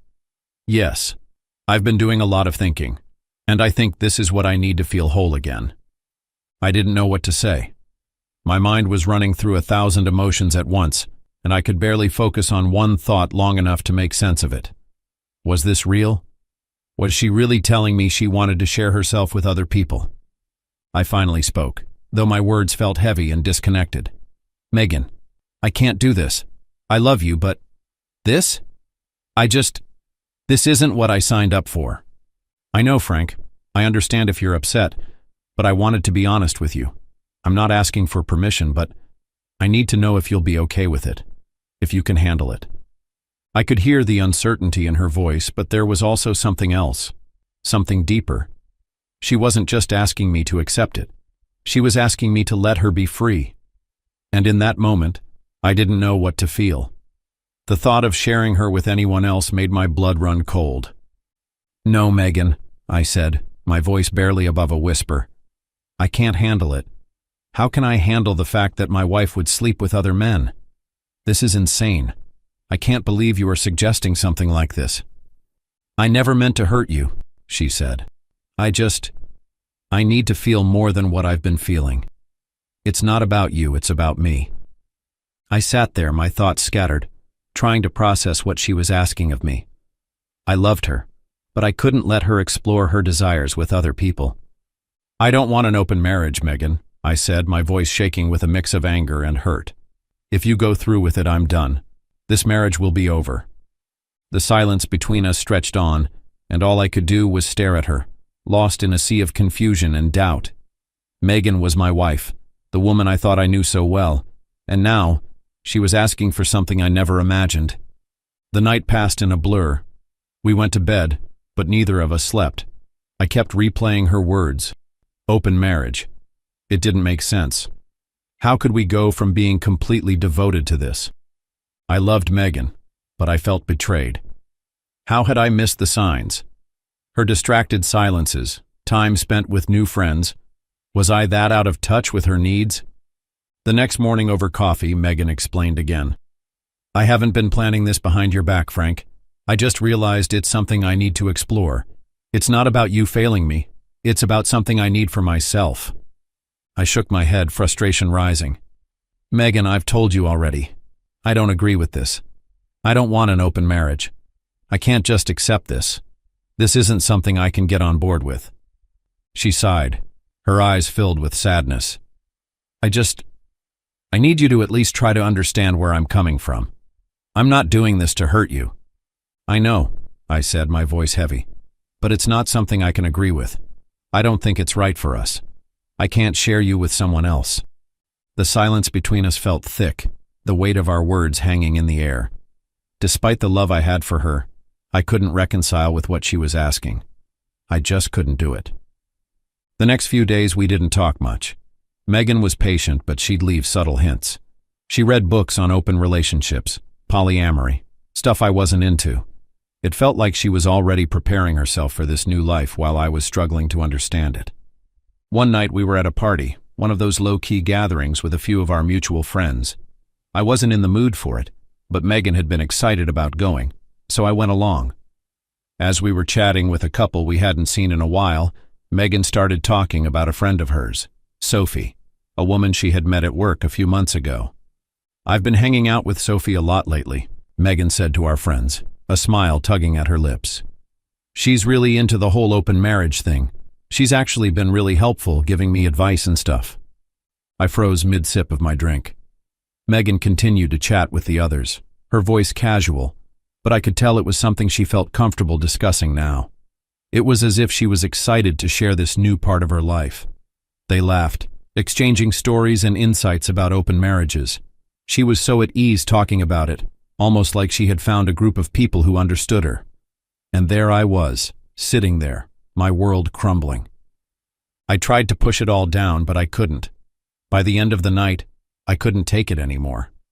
When we got home, I confronted her, my voice shaky but determined. Do you want to be with someone else, Megan? Is that what this is really about? Because I can't keep pretending this is just an idea. She looked at me, eyes wide with surprise, but there was something else there too, guilt. It's not about that, Frank, she said, her voice soft. It's about me, not you. I love you. I want to be with you. But I just think I need to experience life a little differently. Please try to understand. I didn't have an answer for her. I didn't know what to say. The weight of everything was just too much. Her burning desire to explore, to sleep with other people was undeniable, and in that moment I realized my marriage was over. For me. The thought of sharing her with anyone else made my stomach turn. I couldn't do it. I couldn't let go of something so sacred. We were on different paths now, and I knew it. I didn't want this new version of us. The pain of it all settled in, and I finally accepted that this was the end. A few days after the party, Megan went out with some friends, including Sophie. She came home late, her eyes too bright, her laugh too loud. I tried to brush it off, but the nagging feeling in my gut wouldn't go away, especially knowing Sophie was there. 2 days later, after work, I stopped at my friend Christopher's house to pick up some tools before heading home. Hey man, I was running errands around town today and I saw Megan. She walked into a health clinic, he said casually. Is everything okay? I paused, unsure for a moment. Yeah, Probably just a checkup or something, I said, brushing it off. I didn't want to overthink it, but as I left, a strange feeling lingered. Why would she go to a health clinic without telling me? And why hadn't she mentioned it? When I got home that afternoon, I decided to ask her, "What did you do today?" I tried to sound casual, but I couldn't shake the unease settling in my chest. "Nothing special," she replied, avoiding my eyes as she walked past me. "I just went to the grocery store to pick up some stuff, then watched TV." She didn't mention the health clinic, and that made my suspicions grow. Why was she leaving things out? Later, when she went to take a shower, I decided to check her phone. I found nothing of concern, so I moved to her purse. That's when I found it, a receipt from the health clinic for an STD test. My stomach sank. Why would she get an STD test? I slipped the receipt into my pocket and waited for her to finish showering. When Megan came out of the bathroom, I was already in the living room, my heart racing. She walked in, still humming to herself, but I couldn't shake the tension in the air. Without saying a word, I pulled the receipt from my pocket and held it out in front of her. "What is this?" I asked, my voice tight. She froze, her eyes widening slightly before lowering to the receipt in my hand. She sighed deeply, her shoulders slumping, and I could see the guilt creeping in. I didn't want you to find out like this, Frank," she whispered, her voice shaking. "2 days ago, when I went out with my friends, I slept with someone else." I couldn't breathe. I stood there, frozen, staring at her. "You what?" I asked, my voice barely above a whisper, like I was trying to wake myself up from a nightmare. She looked down, unable to meet my eyes. "I'm sorry. We met at the bar and started talking, and then one thing led to another. Afterward, I realized I might have caught something. I had some symptoms, and that's why I went to the clinic to get tested." The words felt like a slap. "I can't believe you," I said, my voice rising with anger. "You slept with someone else and then you got tested for an STD? You brought that into this marriage?" The betrayal slammed into me, and I couldn't even look at her without feeling disgusted. "I never meant for it to happen this way," she said, tears welling up in her eyes. "I really wanted to try the open marriage thing, to sleep with someone else, to feel excited again. It wasn't about you. It was about me. I love you, Frank, but I never wanted to hurt you." "Don't tell me you love me," I snapped, my voice growing cold. "You slept with another man, Megan. You violated everything we had." The room was silent for a long moment. She stood there, trembling, as I processed everything she had just confessed. It felt like the ground had been ripped from beneath me. "I don't know who you are anymore," I said, shaking my head. "I can't even look at you the same way. This is over. I'm filing for divorce." Her face crumpled, but I could see the faintest trace of relief in her expression, as if she had been waiting for me to say the words. I'm sorry," she whispered, her voice breaking. But it didn't matter. The damage was done. "I don't want to hear it," I said, my voice cold and final. "We're done." She didn't try to argue anymore. She just stood there, defeated, as I turned and walked out of the room, feeling like I was leaving my entire life behind. I packed my things that night, clothes, a few essentials, whatever I could grab in the rush of emotions that flooded me. Then I went to a hotel downtown, hoping for some space to clear my mind, even if just for a little while. The next day, I didn't waste time. I filed for divorce. It was the only thing I could do, the only option that felt like it would give me peace. I couldn't keep living with the betrayal. 2 days later, I went back to the house to pick up a few more stuff. It felt different walking through the door, like the place no longer held any sense of home. Megan was there, sitting on the couch with a look I couldn't decipher. I got the results," she said, her voice tight. "I'm positive, Frank. I have an STD." Her eyes filled with tears, but I felt nothing. No sympathy, no anger, just a dull ache in my chest. I didn't respond. I couldn't. I turned and grabbed the last of my things, not looking back. I just couldn't do it anymore. The following day, I went to a health clinic. My mind raced with the fear of what might be, but thankfully the test came back negative. I don't know what I expected, but the relief was overwhelming. At least I wouldn't have to carry the same burden she now had to. As for the divorce, it was finalized a few months later. Megan tried to apologize, tried to reach out, but it didn't matter anymore. Our marriage had been irreparably broken. The trust, the bond, it was gone. I focused on rebuilding myself. The pain didn't disappear overnight, but I found a way to heal. Megan, too, eventually found her own way. She moved to a different state to start fresh, leaving behind the life we had once shared. We no longer crossed paths. Sometimes letting go is the hardest thing to do, but it's the only way to truly move forward. In time, I regained my sense of peace and found new purpose in the life ahead. Thank you for watching. Love makes you believe in things that aren't real. When I married Clara, I thought I had found the one. I thought we had something unbreakable, something different from all those couples who drift apart. I told myself we were special, stronger, more real. And for a long time I believed that. I wasn't the kind of man who fell in love easily. I had always been cautious, always measured in how much I gave. But Clara, she was different. Or at least, I thought she was. From the moment we met, she pulled me in without even trying. She had this infectious laugh, a way of making even the most ordinary moments feel exciting. She was fun, unpredictable, and when she looked at me, I felt like the only man in the world. So, I gave her everything. She became my priority. My plans, my future, my entire world revolved around her. I made sacrifices, big and small, to keep her happy. If she needed me, I was there. If she wanted something, I found a way to get it. And for years I thought she was doing the same for me. But looking back now, I see the truth. She never made me her priority. She just enjoyed being mine. It wasn't sudden. That's the thing people never understand. Relationships don't always explode in a big dramatic moment. Sometimes they fade, slowly, quietly, until one day you realize you're standing in the ruins of something you thought would last forever. The signs were always there. Clara never put in the same effort I did.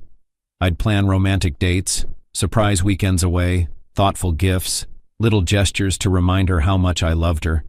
And she'd smile and say, "That's sweet." But she never did anything in return. If something more exciting came up, a party, a dinner with friends, an event she wanted to go to, she wouldn't think twice about canceling our plans. I told myself it was just her personality. She wasn't cold. She wasn't cruel. She still kissed me goodbye in the morning. She still said, "I love you." But love isn't words. Love is action. And her actions told me everything I didn't want to believe. The moment everything changed wasn't dramatic. No screaming, no dramatic fight. Just a conversation that told me everything I needed to know. We were having dinner, just another Tuesday night. I had spent the whole day in back-to-back meetings, pushing through deadlines, running on coffee and sheer willpower. But despite the exhaustion, I was excited. The project I had been working on for months was finally coming together, and I wanted to share it with Clara. I thought she'd be proud. I thought she'd care. I was wrong. She sat across from me, fork lazily pushing food around her plate, eyes glued to her phone. At first I kept talking, hoping she'd eventually look up. So, if this deal closes, it could be a game changer. I mean, we're talking 6 figures in commissions. It's the biggest contract I've ever handled. No response. I glanced at her. She was scrolling, her face illuminated by the cold glow of the screen. Her fingers tapped away, completely detached from the moment. "Clara?" I said, trying again. She hummed, a mindless, meaningless sound. Then, a small laugh escaped her lips. Not at me, not at my story, but at whatever was on her phone. She smiled down at it, typing a reply, completely absorbed in a conversation that had nothing to do with me. I stopped talking mid-sentence. Seconds passed. She didn't even notice. I put my fork down, watching her. 10 seconds, 20, 30. Finally, she glanced up. "Oh, sorry, what were you saying?" Her voice was distant, unbothered. I let out a quiet breath. "You didn't hear a single word I said, did you?" She sighed, finally locking her phone. "Kevin, I was just checking something. You always make a big deal out of nothing." I stared at her. "Nothing?" She leaned back in her chair, arms crossed. "Why does everything always have to be about you?" I let out a small laugh, one without humor. "That's funny because for years everything's been about you." She rolled her eyes. Oh, here we go. When was the last time you put in effort, Clara? When was the last time you planned something? Made me feel like I actually mattered. She sighed, shaking her head. Kevin, not everything has to be so serious. You act like I have to prove something to you all the time. I stared at her, waiting, hoping she'd say something, anything, to prove me wrong. Instead, she just shrugged. Look, she said, her voice cold, detached. You're just not my priority anymore. Silence. The kind that suffocates. I nodded once, pushing my chair back. Okay. That was all I said. No yelling, no fighting. Just clarity. I took my plate to the sink, washed my hands, and walked upstairs. She didn't follow me. Didn't call my name. Didn't try to fix it. That night, as we lay in bed, I turned my head to look at her, trying to remember the last time she had made me feel wanted. I couldn't remember, and that was enough. I knew what I had to do. The next morning, I woke up before the alarm. Clara was still asleep beside me, her breathing steady, peaceful, like she didn't have a single worry in the world, like she hadn't spent years slowly pushing me to the edges of her life. I lay there for a few moments, staring at the ceiling, feeling the weight of everything pressing down on me. Then, I turned my head and looked at her.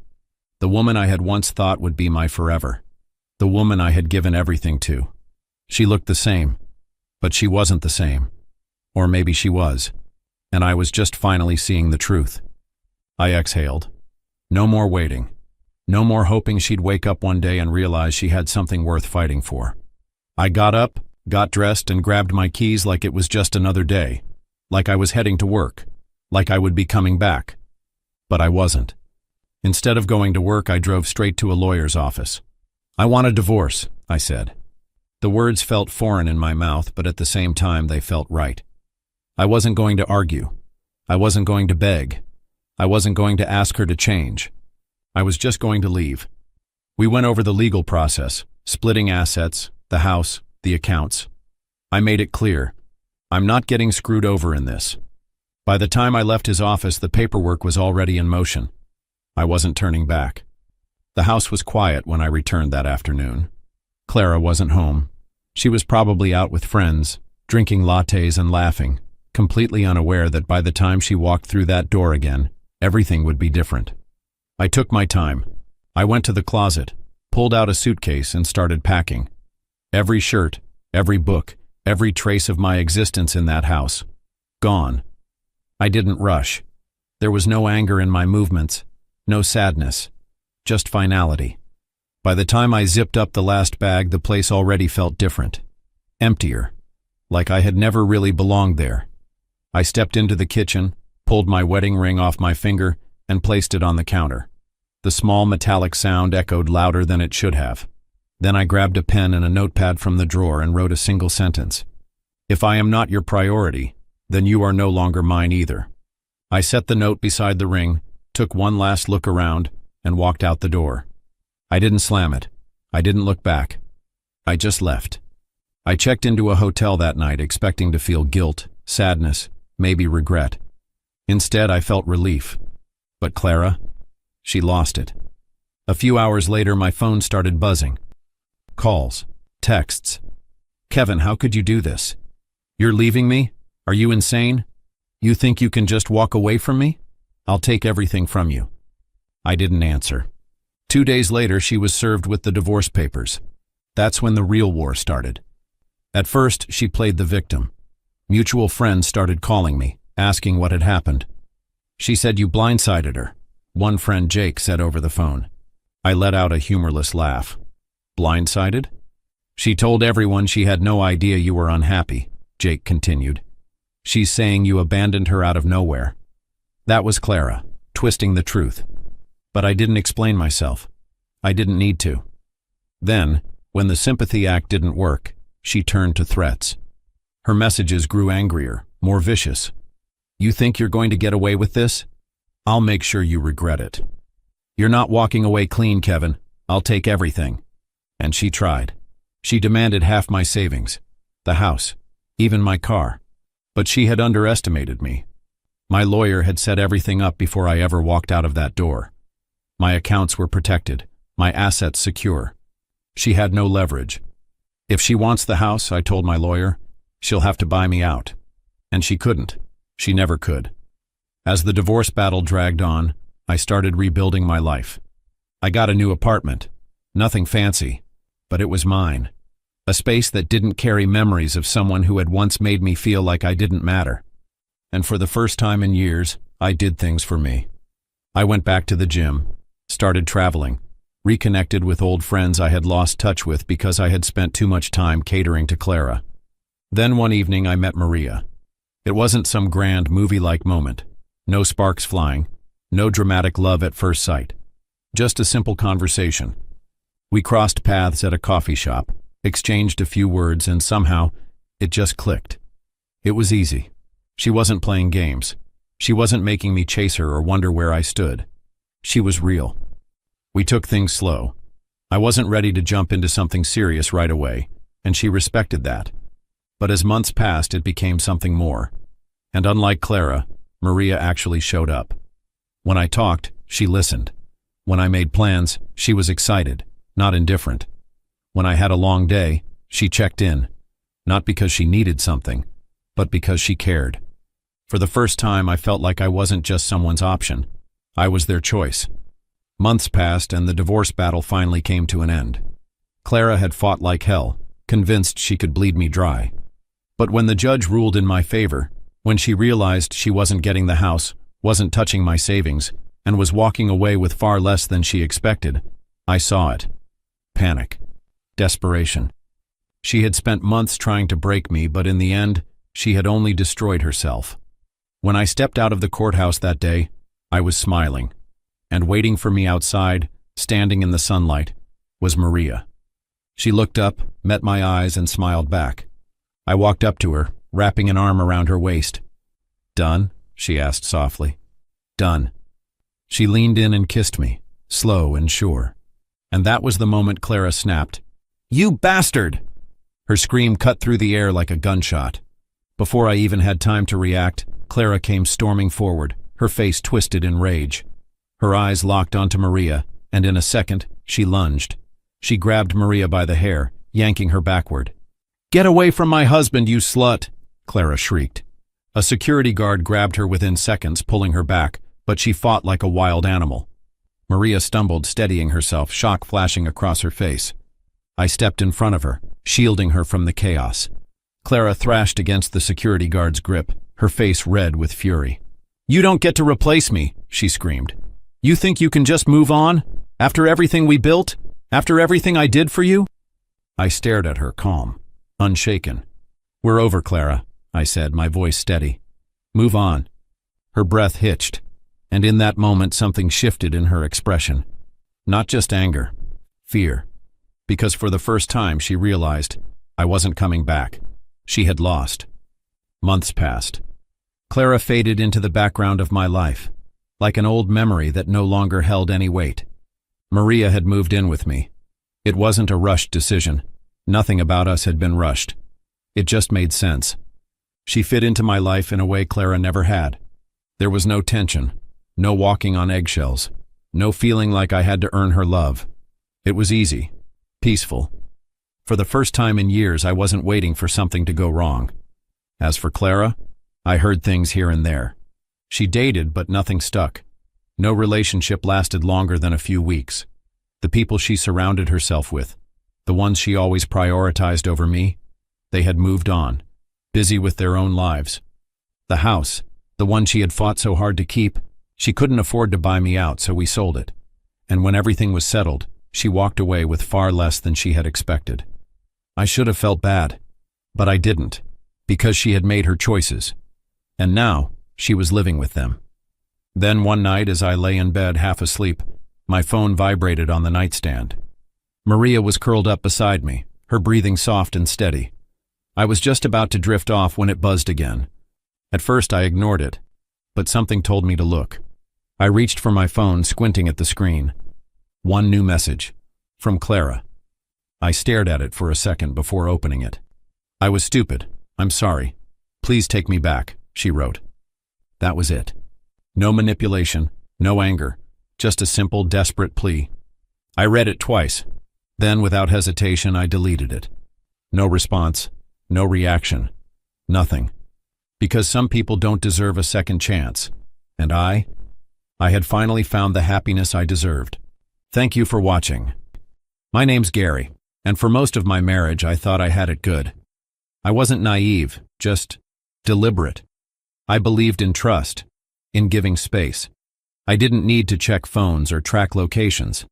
I thought real love didn't require surveillance. Judith and I had been together for 8 years, married for 5. She was sharp, independent, worked in marketing, always on the move. People liked her. She had this charisma that drew attention, and she knew it. I didn't mind that. I was never the jealous type. Jealousy felt like weakness to me. But over time there were cracks. Not big ones. Small shifts. Judith got bolder with her choices. She'd stay out late for networking events that turned into 2 a.m. arrivals. Her explanation stayed vague. It ran late, or, you wouldn't know how these events go. I'd ask, she'd brush me off. Polished, dismissive. A master of making me feel like the insecure one. I let it go, again and again. But then came Ryan. She mentioned him one night while we were cooking dinner, said he was helping organize a product launch. Just an old friend, she said, dicing onions like it meant nothing. What kind of friend? I asked. She didn't blink. My ex-husband. I froze, spoon still in the sauce. Your ex-husband? She laughed, casual. Relax, Gary. It was forever ago. We're just friends now. He runs a creative agency. One of the clients brought his team in. You're not going to turn this into a thing, are you? I didn't. I should have. But I didn't. Because back then I still believed that love, if it was real, could handle a little history. I figured Ryan was just a name, an echo. I told myself I wasn't the kind of man who got rattled over shadows from the past. That was the mistake. I wasn't dealing with a shadow. I was dealing with something alive, something waiting, and it was about to show me how blind I'd been. 3 months after Judith reconnected with Ryan, the name started coming up more often. Ryan's team is handling the branding, she said over breakfast. Ryan wants me to consult on this campaign, she mentioned while texting. Ryan said something hilarious today. You get the idea. At first I played it cool. I'd nod, sip my coffee, say, that's great. But something about the way she said his name started to bother me, like she was saying it for my benefit, watching my reaction, waiting. One evening we were on the couch watching TV. She was on her phone, half laughing at some message. I glanced over. Who's that? She turned the screen slightly away. Just Ryan. He's being stupid. I paused the show. You two talk outside of work now? She gave me that look, the one that mixes mockery with innocence. It's just chatting, Gary. Relax. I didn't push. I wanted to. But I didn't. Later that night, while she was asleep, I sat at the kitchen table just thinking. I didn't feel angry. Not yet. But I felt a line forming. I could see where this was heading. And then, a week later, it came. We were doing dishes when she dropped it casually. Ryan's invited a few of us to his lake house next weekend. Just a little team retreat thing. Some friends, drinks, nothing crazy. I turned off the tap, grabbed a towel. You're going? She shrugged. I mean, yeah. It's part work, part fun. I haven't had a real break in months. I deserve that, don't I? I stared at her for a moment. You're seriously going to your ex-husband's house for the weekend? She didn't even blink. It's not just me and him, Gary. It's a group. It's work. I narrowed my eyes. You could have passed. You didn't have to say yes. She rolled her eyes. Why would I pass? We're adults. It's not like anything's going to happen. Ryan and I are just friends. I let out a small breath. You keep saying that, but you don't act like it's nothing. You talk to him all the time. You light up when his name comes up. You don't even realize it. She paused, her hand still holding a plate. You're overthinking this. I haven't done anything wrong. Not yet, I said. But you're pushing. You're seeing how far you can go before I finally draw a line. She tilted her head. So what, you're drawing it now? I nodded, calm, controlled. If you go, I said, drying the last plate, don't come back.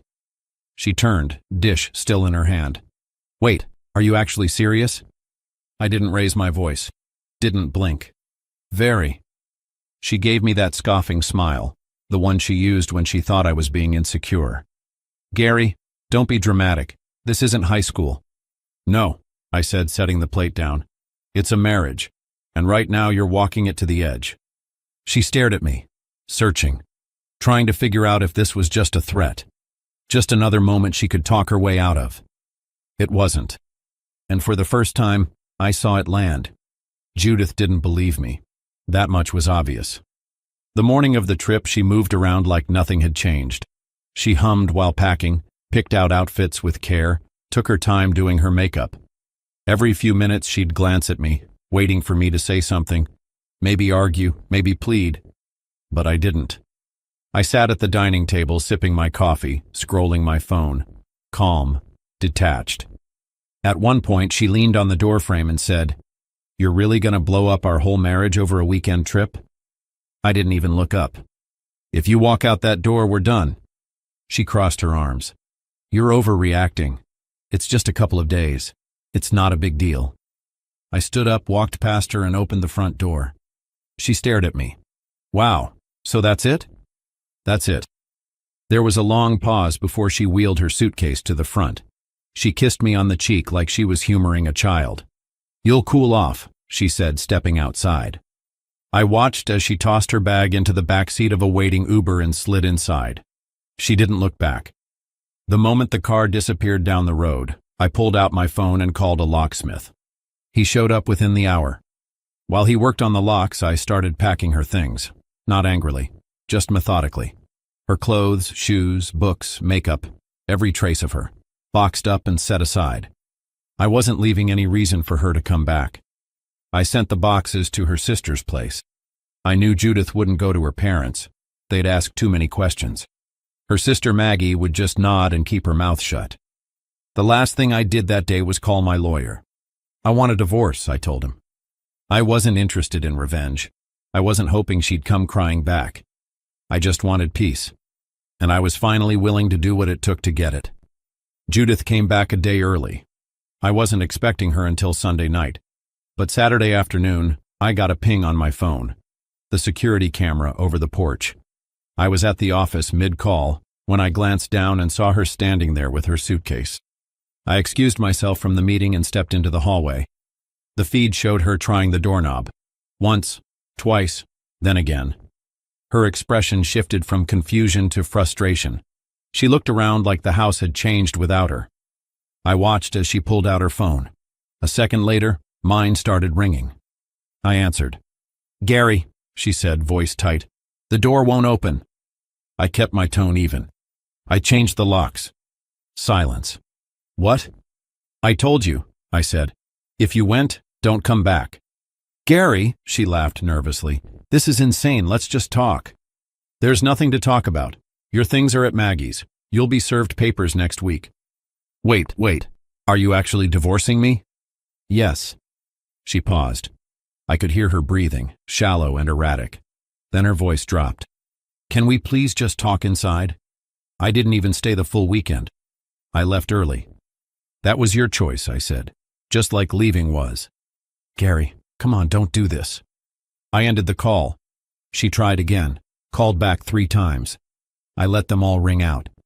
Then came the texts. "This is a huge mistake. You're throwing everything away over a trip? You're acting like a child." I didn't reply. The next alert from the camera showed her sitting on the front steps, elbows on her knees, phone in her hands. She looked like someone realizing they weren't the one holding the cards anymore. And for the first time in a long time, I felt still. Not angry, not even triumphant. Just done. Eventually, she left. That night, I muted my phone. I wasn't in the mood for her spiraling. Whatever story she had lined up, I'd already moved past it. But sometime after midnight, I saw a notification. A voice message. I stared at it for a while, thumb hovering over the play button. Then I hit it. Her voice came through low and ragged, like she'd been crying for hours. "Gary, please listen to me.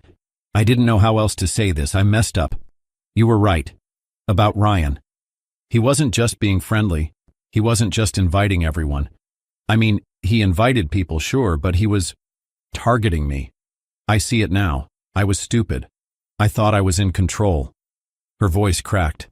I could hear movement in the background like she was pacing the porch. He waited until I had a few drinks. Then we talked. Alone. I shouldn't have stayed up with him after everyone else went to bed. I swear I didn't mean to. Another pause. Then it dropped. He recorded something. Of me. I didn't even know until the next morning. He showed me. Said he'd keep it between us. Unless I told you. He's blackmailing me. I stood there in my kitchen, listening to her unravel. He knows it's over now. He won't answer my calls. I'm scared, Gary. I didn't want this. I didn't think... She lost it then. Full sobbing. Words tumbling over each other. Please don't leave me alone in this. Please. I didn't know what I was doing. I made a mistake, but I need you now. Please come outside. The message ended. I looked at the front door. Then the window. She had come back. I could see her on the porch, pacing again. Phone clutched in her hand like it was the only thing keeping her upright. But I didn't move. I picked up my phone, opened our thread, typed one sentence. You made your choice. Now live with it. Then I blocked her, and I went to bed. Sunday passed in silence. Judith was blocked. Her number, her email, her social accounts. Done. I showed up to work like any other Monday. Clean shirt, morning coffee. Focused. By noon, I had an email from my lawyer. The paperwork was ready. I signed and sent it back the same day. By Tuesday, the fallout had started. Her sister Maggie texted me. She's not okay. You should at least talk to her. I didn't reply. A few of Judith's friends, mutual acquaintances from before, tried to reach out. Half-hearted stuff like, she made a mistake. Don't throw away a marriage over one bad call. One even had the nerve to write, if you cared about her at all, you'd at least hear her side.